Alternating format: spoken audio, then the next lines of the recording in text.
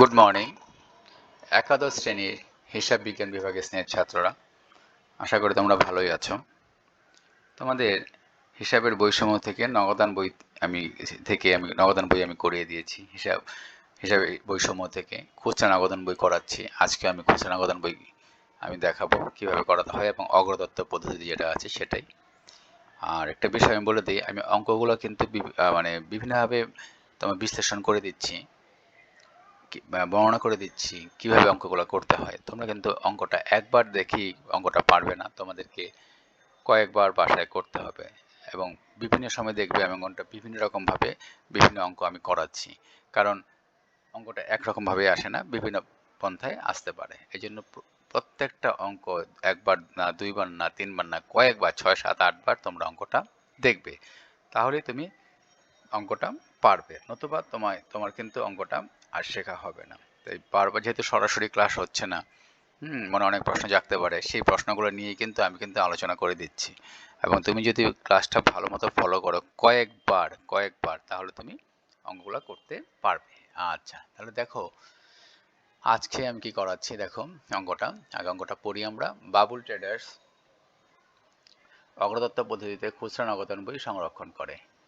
অগ্রদত্ত টাকার পরিমাণ কত? 600 টাকা। অগ্রদত্ত টাকার পরিমাণ 600 টাকা। 2015 সালের জুন মাসে মোট খুচরা খরচের পরিমাণ 450 টাকা।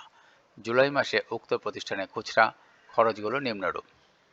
জুলাই 1, প্রধান ক্যাশিয়ারের নিকট হতে অগ্রদত্ত অঙ্ক পূরণের জন্য চেক প্রাপ্তি। 3 তারিখ, কাগজ ও কলম ক্রয় 50 টাকা। 5 তারিখ, ডাক টিকিট ক্রয় 30 টাকা। 9 তারিখ, পিয়নকে বকশিস প্রদান 20 টাকা। 15 তারিখ, রিক্সা ভাড়া 40 টাকা। 20 তারিখ, মণিহারি দ্রব্য ক্রয় 70 টাকা। 25 তারিখ, টেলিগ্রাম বাবদ ব্যয় 80 টাকা। 28 তারিখ, বাস ভাড়া প্রদান 60 টাকা। ক, প্রারম্ভিক খুচরা নগদ তহবিলের পরিমাণ নির্ণয় কর। নগদ তহবিলের পরিমাণ নির্ণয় করতে হবে প্রারম্ভিক 1 তারিখে। আচ্ছা, কত হয় সেটা আমরা দেখব। অগ্রদত্ত পদ্ধতিতে খুচরা নগদান বই প্রস্তুত করো। অগ্রদত্ত পদ্ধতিতে এই যে তথ্যগুলো দেওয়া আছে, এগুলো দিয়ে আমরা খুচরা নগদান বই প্রস্তুত করব। আর জুলাই 3, 9, 15 ও 25 তারিখের লেনদেনগুলোর জাবেদা দেখলে দেখো কি দেখাতে হবে, জাবেদা। আচ্ছা, প্রারম্ভিক খুচরা নগদ তহবিলের পরিমাণ একদম সহজভাবে আমি বলি। অগ্রদত্ত টাকার পরিমাণ কত? 600 টাকা। জুন মাসে খুচরা খরচের পরিমাণ ছিল 450 টাকা। তাহলে 450 টাকা খুচরা খরচের পরিমাণ ছিল, রইল কত? 600 থেকে 450 বাদ গেলে কত থাকে? 150 টাকা। এটাই হচ্ছে প্রারম্ভিক খুচরা নগদ তহবিলের পরিমাণ। দেখো কিভাবে করেছি। প্রারম্ভিক খুচরা নগদ তহবিলের পরিমাণ নির্ণয়। বিবরণ টাকা। অগ্রদত্ত টাকার পরিমাণ 600। জুন মাসে মোট খরচ হয়েছিল 450। তাহলে প্রারম্ভিক খুচরা নগদ তহবিল কত হলো? 150 টাকা। প্রারম্ভিক খুচরা নগদ তহবিল 150 টাকা। তাহলে অগ্রদত্ত টাকার পরিমাণ ছিল 600। জুন মাসে মোট খরচ ছিল 450। তাহলে প্রারম্ভিক খুচরা নগদ তহবিল হয়ে গেল 150 টাকা। আচ্ছা, প্রারম্ভিক, তাহলে আমরা এটুকু আমরা বুঝতে পারলাম। অগ্রদত্ত টাকার যে পরিমাণ ছিল সেখান থেকে যে খরচটা হয়েছে সেটা বাদ দেওয়া, যেটা থাকে সেটা হচ্ছে ব্যালেন্স, সেটা কি? খুচরা নগদ তহবিল প্রারম্ভিক। আচ্ছা, এখন আমরা বাবুল ট্রেডার্সের খতে মনে হয়েছিল কি, অগ্রদত্ত পদ্ধতিতে খুচরা নগদান বই প্রস্তুত করো। বাবুল ট্রেডার্সের খুচরা নগদান বই অগ্রদত্ত পদ্ধতি, ডেবিট ক্রেডিট। তাহলে দেখো আমাদের মোট টাকা ছিল কত? অগ্রদত্ত পদ্ধতিতে 600 টাকা। 600 টাকা। আচ্ছা, জুন মাসে মোট খুচরা খরচ হয়েছে কত? 450 টাকা। তার মানে আমাদের কিন্তু প্রতি মাসেই যেই টাকা দিয়ে শুরু করবে প্রধান ক্যাশিয়ার দেবে, তারপরে কিন্তু প্রতি মাসে বা সপ্তাহে যেটাই হোক না কেন ওই একই পরিমাণ টাকা থাকতে হবে। 600 টাকার মধ্যে 450 টাকা খরচ হয়েছে, ছিল কত? 150 টাকা। তাহলে পরবর্তীতে জুলাই মাসের 1 তারিখে প্রধান ক্যাশিয়ার খুচরা ক্যাশিয়ারকে যে এখানে বলে দিয়েছে প্রধান ক্যাশিয়ার নিকট হতে অগ্রদত্ত অঙ্ক পূরণের জন্য চেক প্রাপ্তি। তাহলে চেক কত টাকার চেক পাবে? ওই যে খরচ হয়েছিল 450 টাকা, এই 450 টাকার একটা চেক পাবে। তাই সেটা হবে ব্যাংক হিসাব। কারণ ব্যালেন্স রইল কত? এখানে 450 টাকা খরচ হয়েছিল 600 টাকার মধ্যে। তাহলে ব্যালেন্স রইল কত? ব্যালেন্স 1 তারিখে, জুলাই 1 তারিখে ব্যালেন্স বিডি 150 টাকা। আর ব্যাংক হিসাব 1 তারিখে 450 টাকা। 450 টাকা কোথা থেকে আসলো? ওই দেখো তোমাকে বলেছে 1 তারিখে প্রধান ক্যাশিয়ারের নিকট হতে অগ্রদত্তের অঙ্ক পূরণের জন্য চেক প্রাপ্তি। টাকাটা বলেনি, বলেনি, কিন্তু টাকাটা কোনটা? এটা যেটা খরচ হয়েছে সেই পরিমাণ টাকাটাই কিন্তু পরবর্তী মাসে দিয়ে দেবে, এবং এই পরিমাণ টাকা একটা চেক দিয়ে দেবে। কে দেবে? প্রধান ক্যাশিয়ার। প্রধান ক্যাশিয়ার নিকটে পাবে, এবং ওই 150 টাকা আর 450 টাকা এই দুটো মিলে কত হলো? 600 টাকা। দেখো তাহলে ব্যালেন্স বিডি 150 আর 1 তারিখ ব্যালেন্স বিডি কত? 450, কত হলো? 600 টাকা। এই 600 টাকা। আচ্ছা, তারপর 3 তারিখ কাগজ ও কলম ক্রয় ছিল মনে হয়, কাগজ ও কলম ক্রয় ছিল 50 টাকা। এই কাগজ ও কলম ক্রয় 50 টাকা। 5 তারিখ ডাক ও টিকিট ক্রয় 30 টাকা। 9 তারিখ পিয়নকে বকশিস 20 টাকা। 15 তারিখ রিক্সা ভাড়া 40 টাকা। 20 তারিখ মনিহারি দ্রব্য ক্রয় 70 টাকা। 25 তারিখ টেলিগ্রাম 80 টাকা। 28 তারিখ বাস ভাড়া 60 টাকা। তাহলে জুলাই মাসে কত খরচ গেল? জুলাই মাসে খরচ গেল কত? 350 টাকা। আর মোট ছিল কত? 600 টাকা। 600 টাকা এখানে লিখলাম। তাহলে কত টাকা ব্যালেন্স হবে 31 তারিখে? শেষ তারিখে 250 টাকা। কারণ 600 টাকা হতে কত টাকা বাকি ব্যালেন্স রইল? 250 টাকা। আমার এটা কি? Balance city. তাহলে আগস্ট মাসে 1 তারিখে ব্যালেন্স বিটি কত? 250 টাকা। এই টাকাটা আনবো। আর কত? আর এই যে টাকাটা খরচ হলো, এই টাকাটা আবার আমরা কার কাছ থেকে পেয়ে যাব? প্রধান ক্যাশিয়ারের নিকট থেকে পেয়ে যাব। পেয়ে কত হলো? 350 টাকা আমরা পেলাম। এটাও কিন্তু এই যেহেতু এটা ব্যাংক হিসাবে আছে, চেকে দিয়েছে, এটাও কিন্তু কি হবে? ব্যাংক হিসাবে 350 টাকা। তাহলে 250 আর 350 কত হয়? তোমার 600 টাকা হয়ে গেল। কারণ মোট ছিল 600 টাকা। এখানে 600 টাকা কিভাবে পেয়েছিলাম? চেকের মাধ্যমে পেয়েছিলাম। কার কাছ থেকে চেকের মাধ্যমে পাওয়া গিয়েছিল? প্রধান ক্যাশিয়ারের নিকট থেকে। এখানে এখন জুলাই মাসে খরচ হলো কত? 350 টাকা। তাহলে ব্যালেন্স সিডি কত? 250। এই যে 250 আমরা এদিকে লিখবো ব্যালেন্স বিডি। আচ্ছা, আর এই যে টাকাটা, এই যে 350 টাকা, এই 350 টাকা আমরা যদি নগদে পেতাম তাহলে নগদান হিসাব লিখতাম। এখানে চেকে পেয়েছি, তার মানে এটা ব্যাংক হিসাব। 350 টাকা ব্যাংক হিসাব। এটা আর যোগ করবো না, এটা ব্যালেন্স হিসাবে আলাদাভাবে দেখিয়ে দিলাম। তারপর খরচের বিশ্লেষণ। এখানে খরচের বিশ্লেষণে কি দেখো? মনিহারিতে কি? কাগজ ও কলম ক্রয় 50 টাকা মনিহারির মধ্যে। আর মনিহারি দ্রব্য ক্রয় 70 টাকা। কত হলো? 120 টাকা। ডাক ও তার, এখানে ডাক ও টিকিট ক্রয় কত আছে? 30 টাকা। এই 30 টাকা। তারপর টেলিগ্রাম 80 টাকা। কত হলো? 110 টাকা। তারপর যাতায়াতে কত আছে? রিক্সা ভাড়া 40 টাকা, বাস ভাড়া 60 টাকা। কত হলো? 100 টাকা। খুচরা খরচের বিশ্লেষণগুলো আমরা দিয়ে দেবো। আর বিবিধ আছে কোনটা এখানে? দেখো, পিয়নকে বকশিস 20 টাকা, যে পিয়নকে বকশিস 20 টাকা, যে বিবিধের মধ্যে পড়ে গেল 20 টাকা। তাহলে খুচরা খরচের বিশ্লেষণটা আমরা দিয়ে দিলাম। আচ্ছা, এখানে এই যে তোমার এই যে হিসাবগুলো আছে বিবরণের, বা তোমাদের যে অঙ্কের তথ্যের মধ্যে দেওয়া আছে, সেগুলো দেখে পরে আগে এই মোট খরচ পর্যন্ত, এই যে মোট খরচটা আছে এই পর্যন্ত করার পর তারপরে এগুলো ধরে ধরে তুমি খুচরা খরচের বিশ্লেষণের জন্য আলাদা ঘর করে দেবে।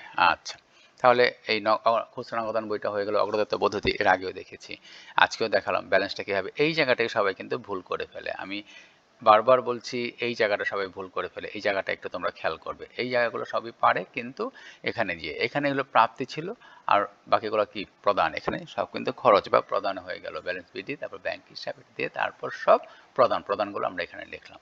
কত? 350 টাকা খরচ হলো 600 টাকার থেকে। বাকি রইল কত? 220 টাকা। 250 টাকা ব্যালেন্স সিডি হলো, মানে যেটা নাকি আমরা নগদান বইতে বা খতিয়ানে ব্যালেন্স করেছি সেরকমই। এটা পরবর্তী মাসের 1 তারিখে নিয়ে আসলাম 250 টাকা ব্যালেন্স বিডি।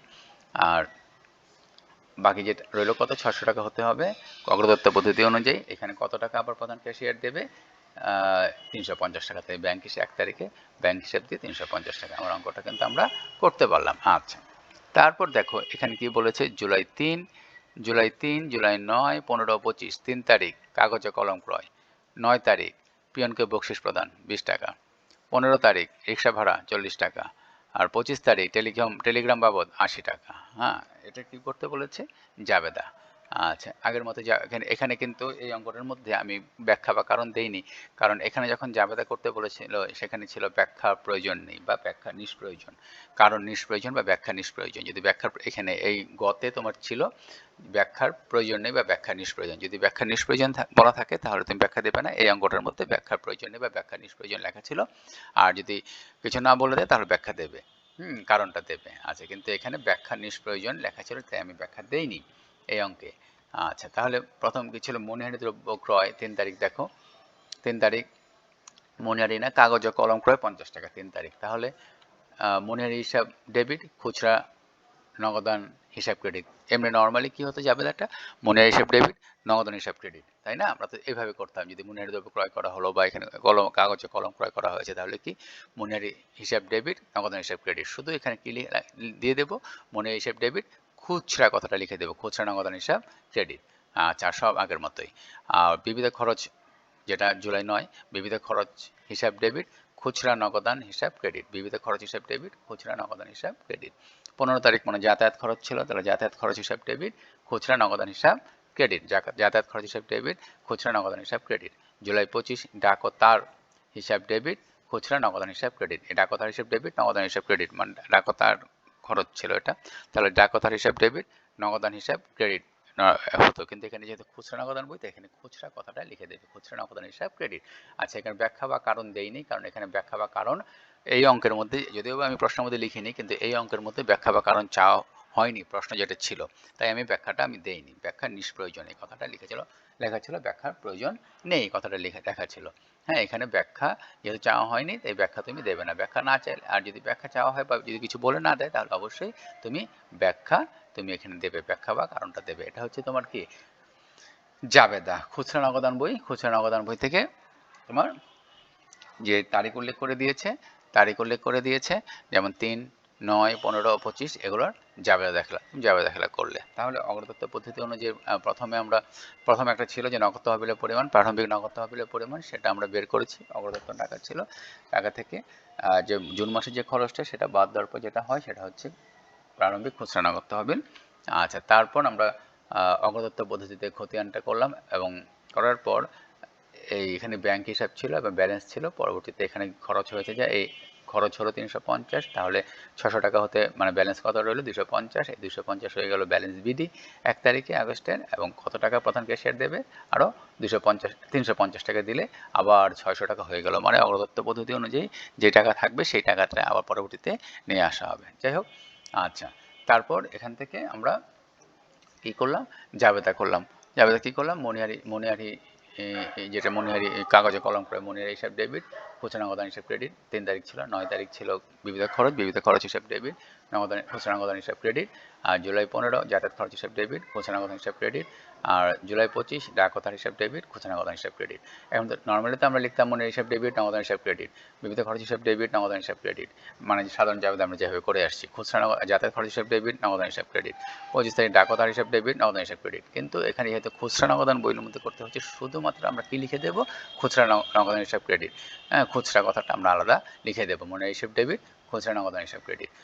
বিবিধ খরচ হিসাব ডেবিট, খুচরা নগদান হিসাব ক্রেডিট। যাতায়াত খরচ হিসাব ডেবিট, খুচরা নগদান হিসাব ক্রেডিট। ডাক ও তার হিসাব ডেবিট, খুচরা নগদান হিসাব ক্রেডিট। এই কথাগুলো আমাদের লিখে দিতে হবে। হ্যাঁ, তাহলে অঙ্কটা আমরা ভালো মতো মানে হয়ে যাবে আর কি। তাহলে তোমাদের এখানে সৃজনশীল প্রশ্নটা এভাবেই তোমাদের সৃজনশীল প্রশ্ন আসবে, এবং পরীক্ষার সময় এরকমভাবে আসলে তোমরা অঙ্কগুলো যেভাবে আমি দেখালাম সেভাবে দেবে। পরবর্তী ক্লাসে যখন আমি খুচরা নগদান বই দেখাবো, সেখান থেকে মনে হয় তোমার এই খতিয়ান আছে, সেই খতিয়ানটা কীভাবে করতে হয়, খতিয়ান কীভাবে দেয়, সেটা আমি তোমাদের করে দেখাবো। খতিয়ান থেকে মানে খুচরা নগদান বইতে করতেই হবে, এবং সেখানে খতিয়ান দেখিয়ে দিয়েছে বা দেখাতে হবে।